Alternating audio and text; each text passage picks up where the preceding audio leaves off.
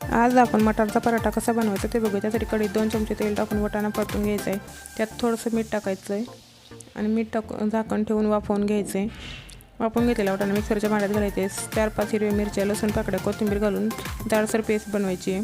नंतर कांदा घालून कांदा परतून घ्यायचा। कांदा ऑप्शनल आहे। नंतर वाटून घेतलेले वाटाणा त्यात घालायचा आहे आणि 2 चमचे बेसन घालून मॉइश्चर कमी करण्यासाठी घालायचे आहे। कोथिंबीर घालून मिक्स करून घ्यायचे। नंतर कणिकमध्ये ओवा, तीळ आणि मीठ घालून थोडीशी कोथिंबीर आणि जिरा पावडर घालून पीठ मळून घ्यायचं आहे छान।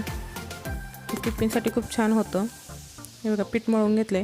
आता याचे छोटे छोटे गोळे करून आपण जसं पुरणाची पोळीला पुरण भरतो त्या प्रकारे पराठ्याला भरतो त्याप्रमाणे भरून घ्यायचं आहे। हे बघा याप्रमाणे आपण आता गोळा बनवून घ्यायचा आहे